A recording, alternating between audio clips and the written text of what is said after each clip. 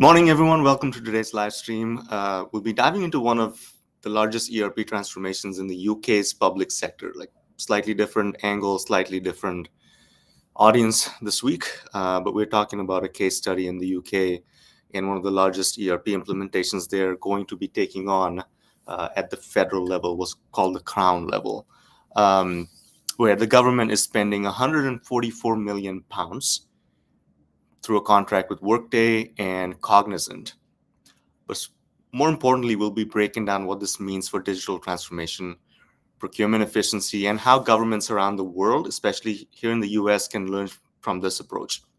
So for those who don't know me, I'm AV. I am the founder and CEO at Avero. We specialize in helping governments across the country in the US right now modernize their ERPs, their operations, and digitally transform their organizations all the way from strategy to post-implementation. We are an independent third-party advisory company that does not have any affiliations to any software vendors, but we work very closely with all of our software partners and friends, including Workday. So today I want to talk about a few things, key lessons from this massive UK project, both from an ERP implementation perspective and from a proficiency of procurement perspective. They've done some really cool and innovative things to sort of buy this product and the service pretty quickly. So by the way, if you're joining us today from anywhere in the world, please let me know in the chat box and send me any questions you might have on this topic through the chat box. So what are we going to cover? We're going to cover what is the UK government actually doing with Workday, the procurement strategy, how did they pull this off, and the challenges of a large-scale ERP implementation like this, and how this relates to us. Why am I talking about this? And of course, this is a live discussion. Again, drop your comments and your questions along the way in the chat box, and we will answer them as we go. It's just me today. Sorry, my team couldn't join, but I think we'll keep it interactive as always, and looking forward to this discussion. And by the way, we go live every Wednesday around the same time, and all of this content gets turned into various different formats on blogs, and so please subscribe to our YouTube channel. Go check out our blog posts, and lots of great stuff in there. The chat is already popping. Oh, it's Megan. Yeah, great view, and excited for this. We still haven't figured out the lighting situation in the studio, so excuse the not so crisp production today, but we are going to get there. So what is going on? We're talking about a £144 million Workday implementation. I mean, it seems large, but when you talk about how involved and how big these ERP implementations are, that to me was a surprisingly medium level number. Right? For the amount of agencies that this project will consume for 10 years, there might be more to come on those costs. And of course, this is split between Workday and Cognizant, who is the system integrator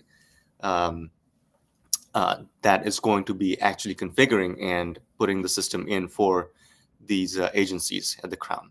So why this matters? This matters because the number catches your eyes. It's one of the largest ERP overhauls in UK's public sector history. And it also, given what we do in the US, it really is important to keep an eye on not only, the number and how they're doing this, the methodology, but also how it's going to go in the next 10 years. It could set the stage for more large-scale ERP implementations across the US. Some key facts. So 144 million ERP contract that was awarded to Workday and Cognizant in October of 2024.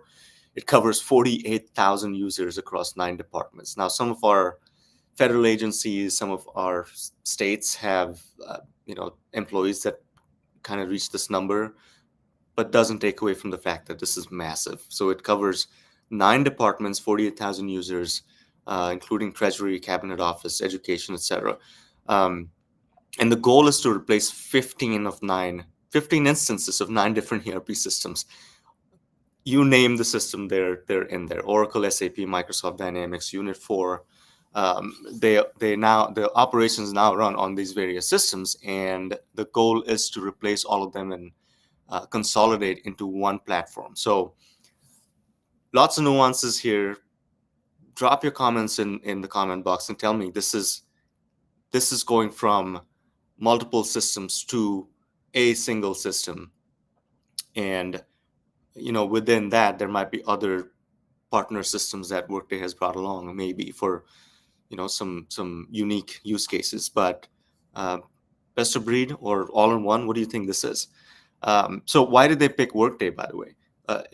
It's a leading cloud-based SaaS model for HR and finance product for modernization. Not the only product out there, lots of great products, but I haven't dug deeper into why they picked Workday, how they did it.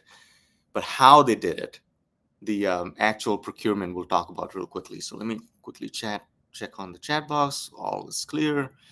So what did the UK government do? How did they do this? Did they release an RFP? How big was that requirements list? What they actually did was they used a procurement vehicle that they use in the UK called G-Cloud. And it's a government procurement framework that simplifies cloud-based procurement. It's specifically for cloud-based products and services. And the goal is to eliminate long RFPs and allow pre-qualified vendors, pre-approved vendors to compete more effectively. So that's how they procured Workday and Cognizant. And there's a digital marketplace where they, the simple answer is they looked for a product and they picked Workday. But there's more there. There's probably selection criteria that was used. There was a lot of analysis that went into selecting Workday and Cognizant.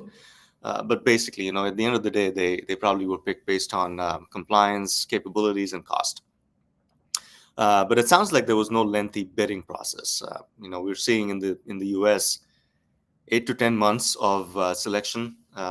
We at Avero, we're trying to nail that down and bring it down to 3 to 4 months.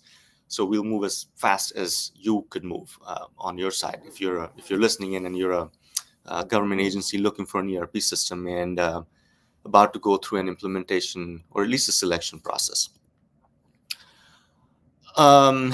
Questions: how did they select? Yeah, I don't know. Do a quick search, see what you come up with. But I don't know. It was a pre sort of. They picked it from a cooperative contract. Is what it looks like.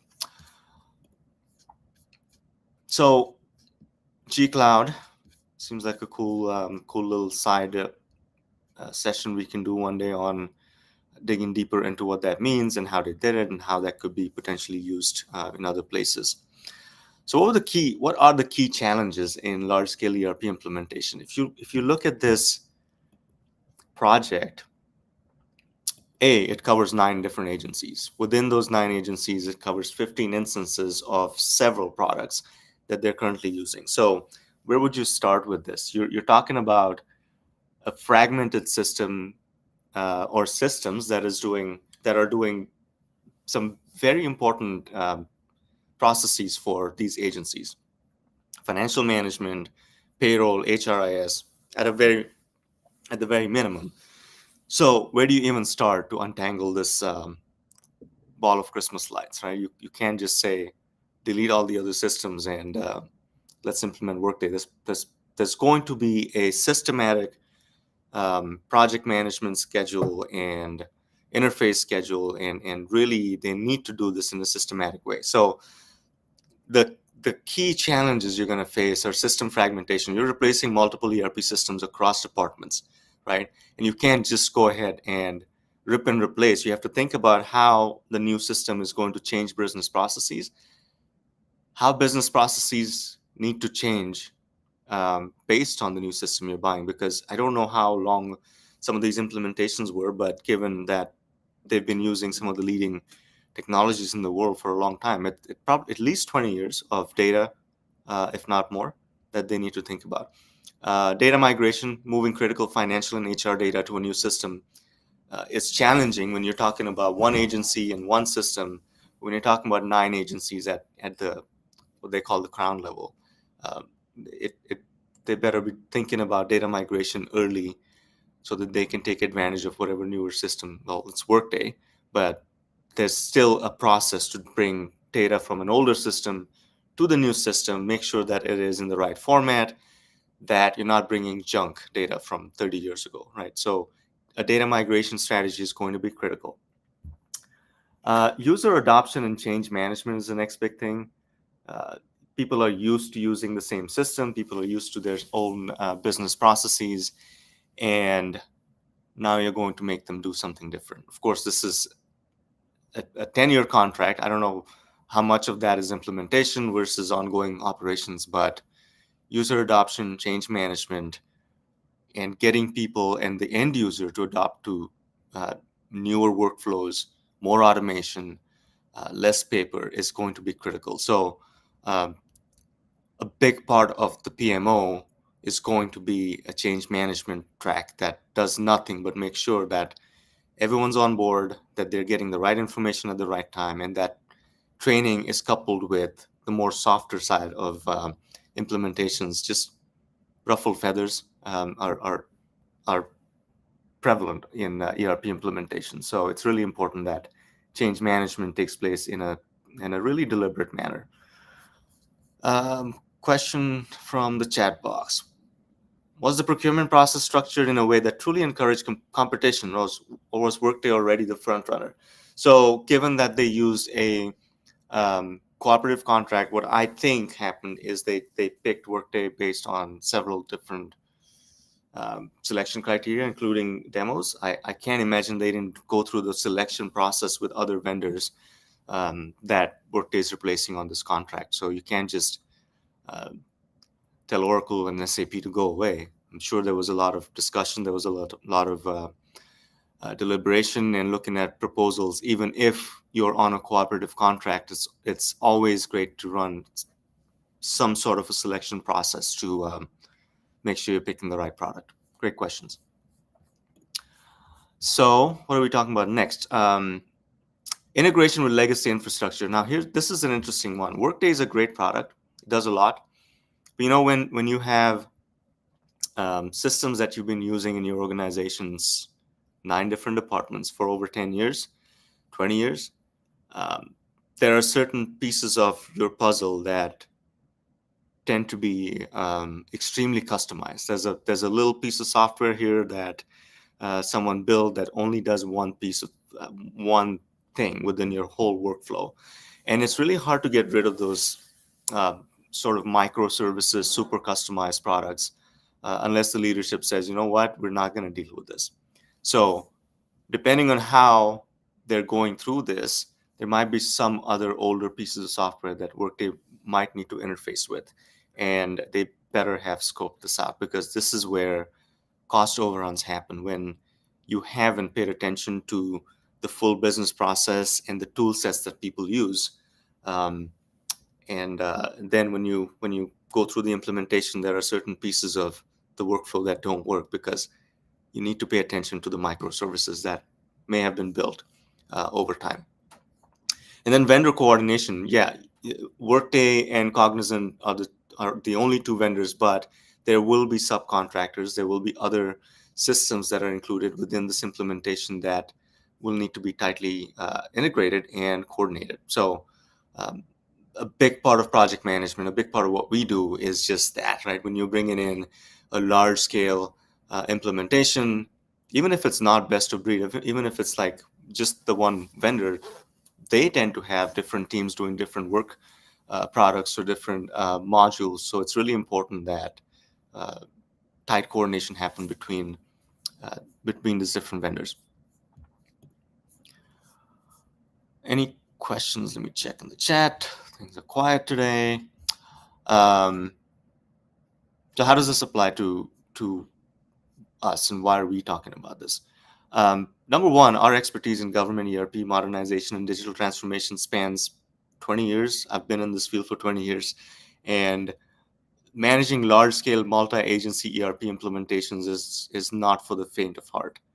And you need to be really, really good at program management at a very high level, and your team needs to be stellar at all levels, right? All the way from your business analysts, your training staff, to the project management office, and the program manager himself or herself needs to be top notch. This is not rocket science, but it could come close sometimes.